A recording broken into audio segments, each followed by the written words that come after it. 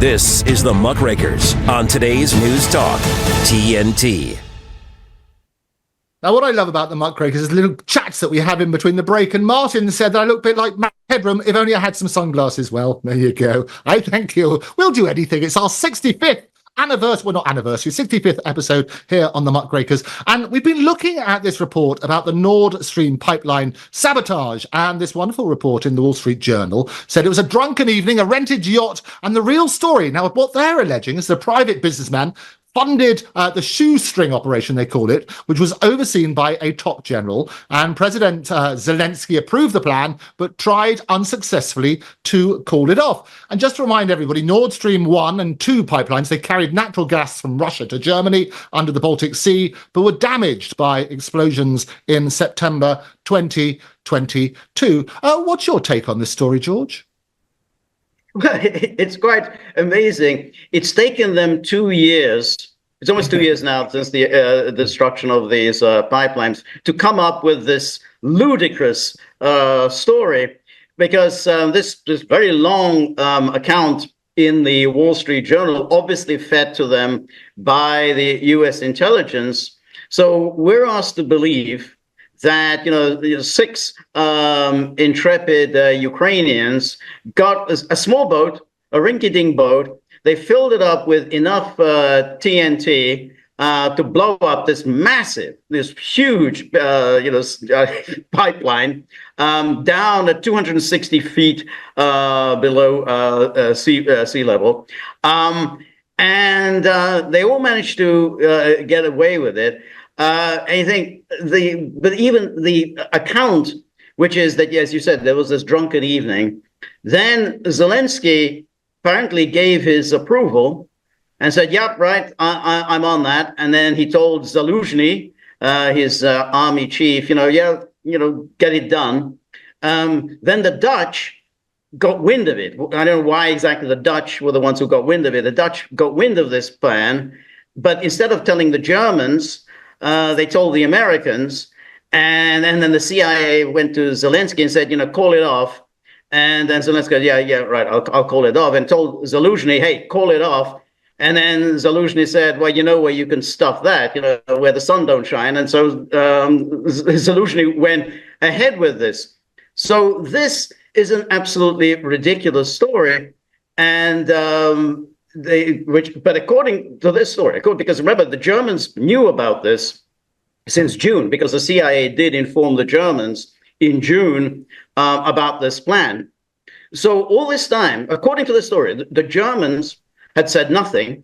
They knew perfectly well who was behind it, and had continued to fund Ukraine. They've continued to pour in money to Ukraine, pour in arms to Ukraine, which, according to their own intelligence service and their great American allies, they destroyed German infrastructure, German-Russian infrastructure. They damaged, perhaps irretrievably, the German economy, because energy prices there are through the roof, which, of course, is damaging German productivity.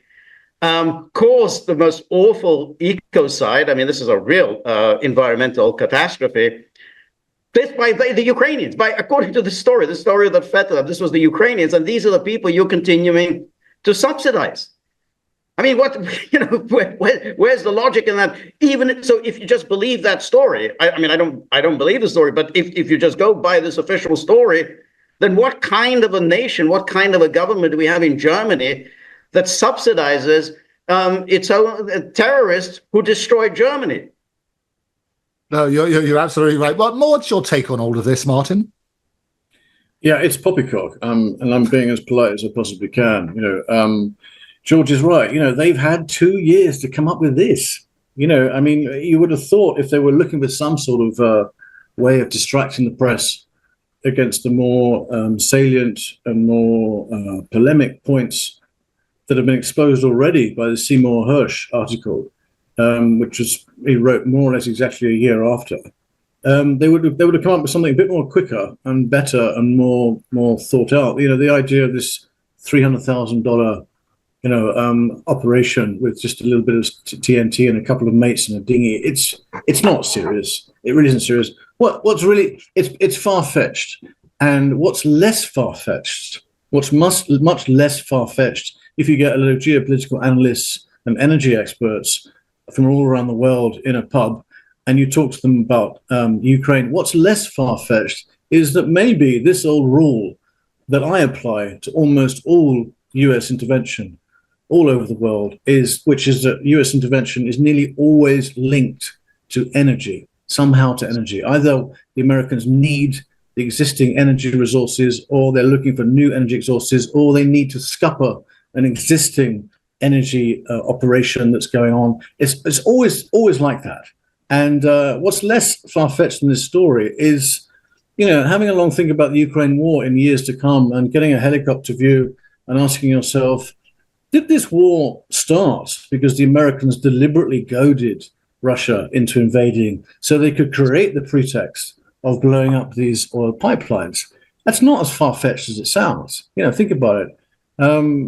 Because if we are to believe Seymour Hersh's article, it's incredibly longhand, investigative piece with a lot of detail in it. I mean, fabulous amount of detail.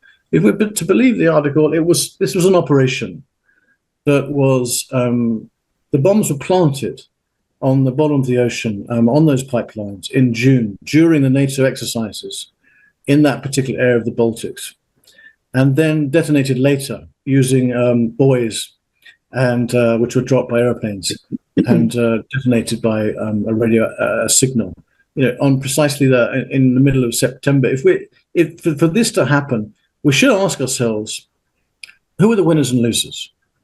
The winners, by far, by blowing up this pipeline, by far, Andrew, were the Americans. Because what happened almost immediately was Germany, which was quite hesitant at that point, still dragging its feet about how much it wanted to get involved in actually fighting Russia, suddenly lost all apprehension and went full in.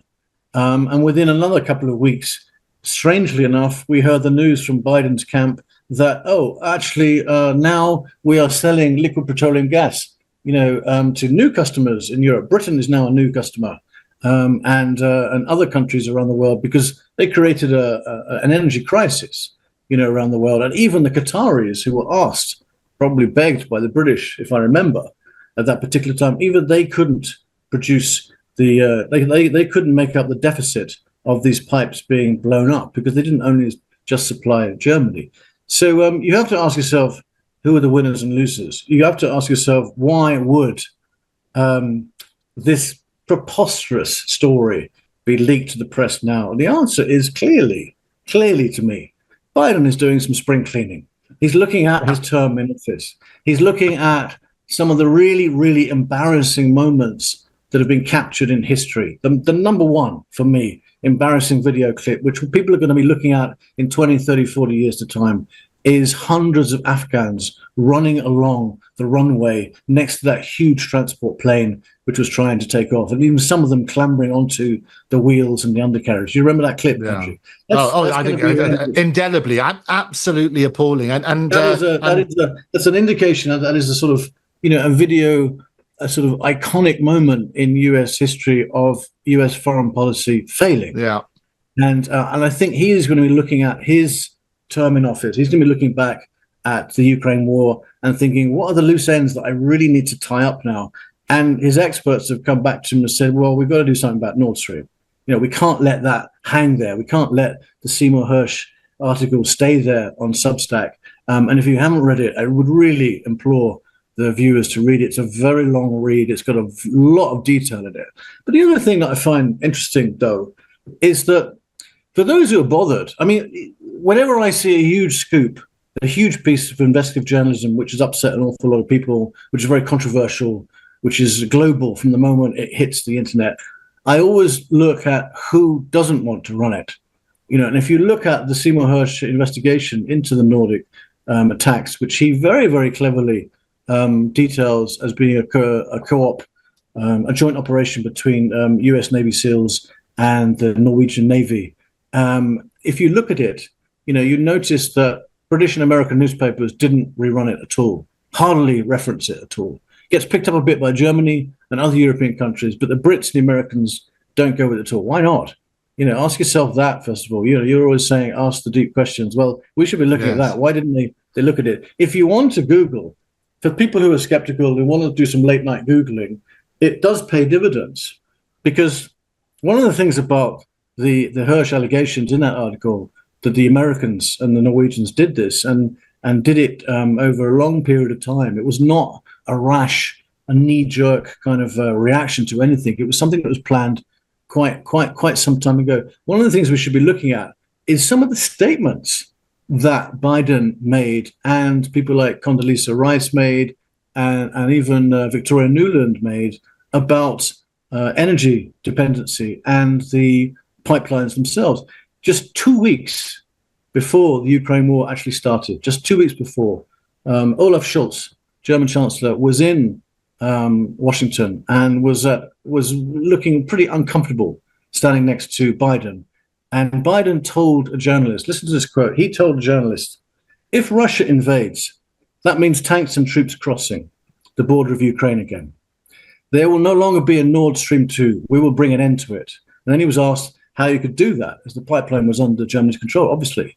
And he replied, we will, I promise you, we will able to do it. That's pretty sensational. I mean, in terms of, smoking guns, I don't think they come more damning than that. It's basically the US president is saying those pipelines are going to be dust. And when you look at the new deals and how the energy market was shaken up and LPG producers in America really cashed in because the price doubled or tripled in a very quick space of time. George will correct me on that. But when you look at how much they cashed in, and this kind of statement, and then even go back to 2014, I find, the smoking gun goes a lot further than that. Condoleezza Rice, of all people, who not many people know, did an internship in the European Commission when she was very young, when she just left university. So she's liked in Brussels. Former US Secretary of State in 2014 talked about energy dependency and talked about some of the things which irk Americans around the world. She said, you want to change the structure of energy dependence. You want to depend more on the North American energy platform. You want to have pipelines that don't go through Ukraine and Russia. For years, we've tried to get the Europeans interested in different pipeline routes. It's time to do that. That was in 2014, exactly the same time where Americans were meddling in the internal politics of Ukraine and installing their own guy there. And that's really where it all started. So there's a lot of damning quotes out there. There's another damning quote, which I can't remember off the top of my head, from Victoria Nuland, who basically supports the same idea. Said these pipes have got to go in one way or another because we don't like them. It's not good for American business. And, it's only a question of time. And so you have to ask yourself, and I've been asking myself since the beginning, was there more to the war than simply the geopolitics and the NATO threat in the region? Was there a bigger plan there on the Biden side, going back to 2014, whereby people thought it would be a really smart idea to provoke Russia to actually invade, even temporarily, even for a couple of months, even something on a smaller scale, less than what we have today, because at least that would give us the chance to blow up these bloody pipelines, and rejig the entire global market of oil and gas. And so that's what they've done. And I think this latest ruse by Ukrainians, I think that's just a debt of honor that Zelensky is paying the Biden administration. Probably that was part of the plan. Probably they had it chalked up, on the last page. At some point, we need to get something in the papers which then Zelensky could deny, which at least create some sort of a smokescreen, for some of the journalists who are on our side to write up, call center journalism at its worst, Andrew. Yeah, I think some fascinating points. And I've said many times, energy and oil is sort of right at the heart of most of the conflicts. If you look at the real reasons that things are going on that sort of basis. What's your thoughts on that, George? Well, I wouldn't quite put it like that because there's no shortage of energy in the world. I don't think that was really the problem. I think there's a deeper issue which the United States had been concerned about since the end of the Cold War, which was a union between a Europe led by Germany and Russia. So that would be a kind of the basis of a serious economic partnership. Again, European manufacturing know-how, particularly German manufacturing know-how, combined with Russia's natural resources. And obviously, Russia is very rich with oil and coal and natural gas. And this was a nightmare for the Americans. This is something that they were very concerned about once the Cold War came to an end, because, hey, well, what's to stop Russia and Germany now becoming partners? They had been partners in the past and were sabotaged. And so I think that the Americans really, from 1991 on, sought to sabotage this German-Russian partnership. And I think NATO expansion was a part of that, because Germany essentially has simply been unable really to articulate what it really wants to do. I mean, does it want to go on sticking with America, the policy that was foisted on them, since Konrad Adenauer, and then every single subsequent chancellor followed, or we have to keep in with the Americans. We can't ever fall out with the Americans, even when de Gaulle kind of offered Germany a partnership, so let's make a European partnership. No, we got to stick with the Americans. So that was Germany, and then again, and the Americans really began pushing for this NATO expansion, knowing that eventually Germany will be forced to make a decision. So if you go back to 2002, when Gerhard Schröder was Chancellor of Germany, he not only came out against the Iraq war and said, we are not taking any part in this adventure. He said to the Americans, you're not going to use any of your assets in Germany to go to war in Iraq. You can't use your forces. You can't use your equipment. We're not going to allow you to do anything. We're not going to transport anything from here to the Middle East. That was Schroeder. That was Germany was then put down a marker, and it could have been a crucial moment for the future of the world, for German-Russian relations.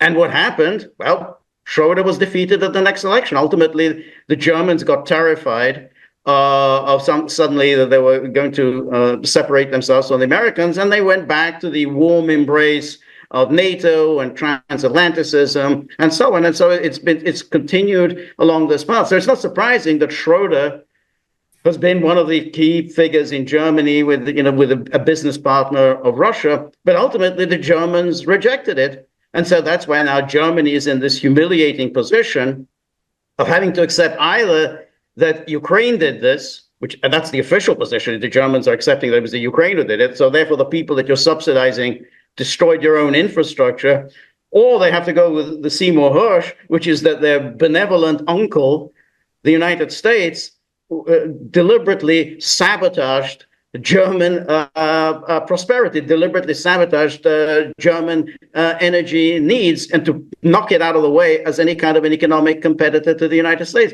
So that's a humiliating position that Germany has got itself into, because it chose essentially, or you could say at best not to choose, or it chose to stick with the Americans. And hence, when Martin talked about that meeting at the Oval Office, when Biden said with Chancellor Scholz standing just a few feet away, we will end it, as if Scholz isn't going to have any say in the matter. We Americans are going to end your energy plan. We're going to destroy your property, and you don't get to say anything about it. So that's the humiliating position the Germans have found themselves in. Yeah, some fascinating points. We're going to continue looking at who might have damaged the Nord Stream gas pipeline straight after these important messages.